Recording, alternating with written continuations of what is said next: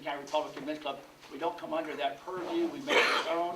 But as president, I want to pledge one thing, that I will, if I have commented on any one candidate, it was because at the time it was the only candidate we had actively running.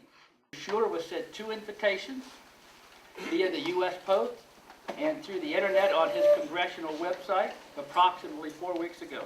Copy of my letter and Mr. Schuler's response are on the campaign, or actually on the club table there, if anybody wants to see what I wrote and what he responded.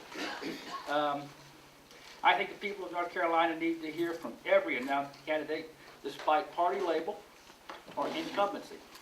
The people of Western North Carolina are always shortchanged when candidates make themselves unavailable for various forums and debates in the public arena of ideas. Today is no different.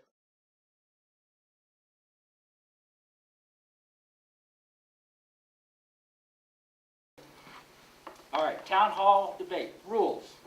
3 minutes opening closing statement. Position has been determined by lot. Question will be posed by you, members of the audience, chosen by me. Audience members are requested to ask questions, not make speeches. That's what these gentlemen do. To moderate, when you're asking questions, I'll give you one warning. If you continue talking and just speaking, we're going to move on. Time is precious. The audience may direct a question to any particular candidate, and then the other 2 candidates have the choice of responding or passing. There will be a 1-minute response team, and we'll have a 60-minute time frame.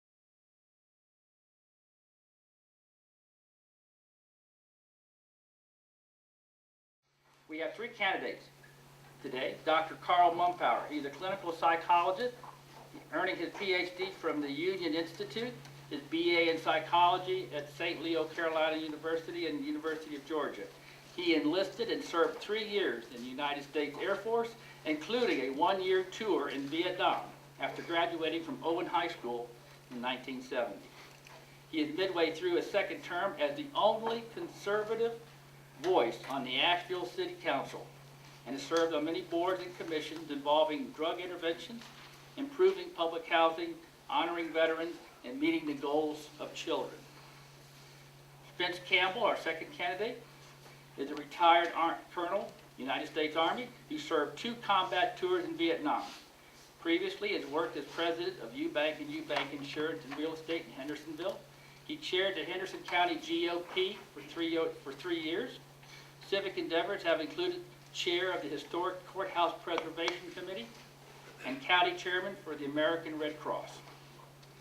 John Armour, I got my information on John from his website, and he says, quote, "As for work, it has been everything from unskilled laborer and short order cook to writing books and practicing law.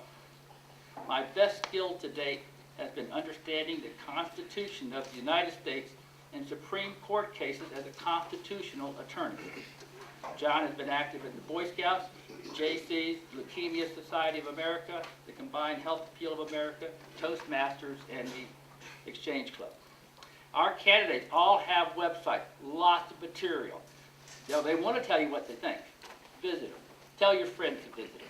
Make it a regular, and I know you'll get on their email list and they'll learn all their various issues come up during the campaign.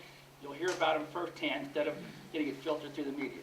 We're going to start with Spence, then we're going to be followed by John, and then Carl in their opening statements.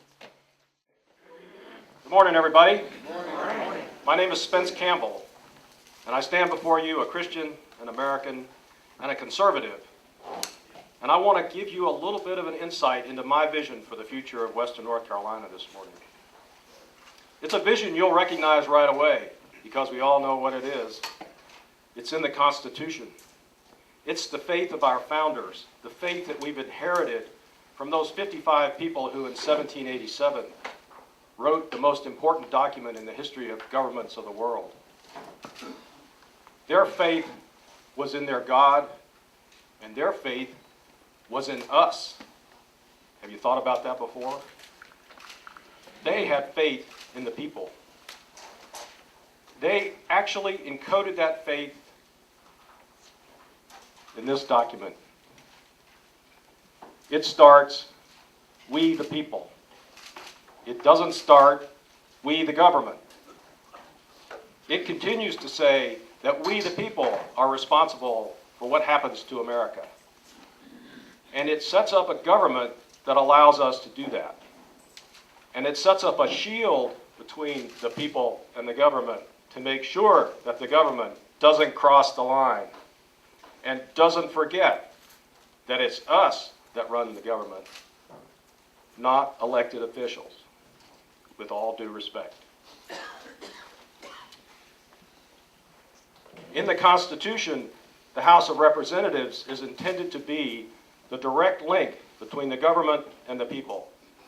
That's why there's a 2-year election cycle, which in fact is a continual election cycle, because the person that represents the people, no matter where they are in this great country, is supposed to be a citizen legislator, spending all kinds of time working with his constituents or her constituents to make sure that they know what the people of the district that they represent need and want, and doing the job to bring it to them. To be able to say, Wynn, I know what you want. Tommy, I know what you want. Mike, I know what you want. And go to Washington and work to get it. And come back and say, I did it. It'll take a while longer. Are you sure you really want that? Whatever the case may be. That's the way the Constitution intended the House of Representatives to work. For us to be responsible to each other to make that happen, it takes a lot of work to put that principle in practice. It takes a lot of work to make sure elected officials are closely related to the voters. And yet the Congress today is as unresponsive to the needs of the people as it's ever been, and is as unpopular as it could possibly be. Why is that?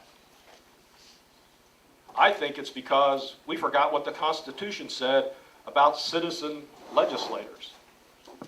I think it's because they forgot who we are, you and I. I think they had their own agenda, and it oftentimes had nothing to do with the needs of the people. And I think it's time for us to remind them who we are by sending a message that what you've been doing isn't getting the job done, and you need somebody who will get the job done. Somebody who's a conservative, who can find principles in the Constitution that talk about individual rights and responsibilities, that talk about how government supports what the people need, how conservative principles are inherent in the Constitution because the Founding Fathers put it there like they did their faith and gave it to us to do the job that they expect us to do.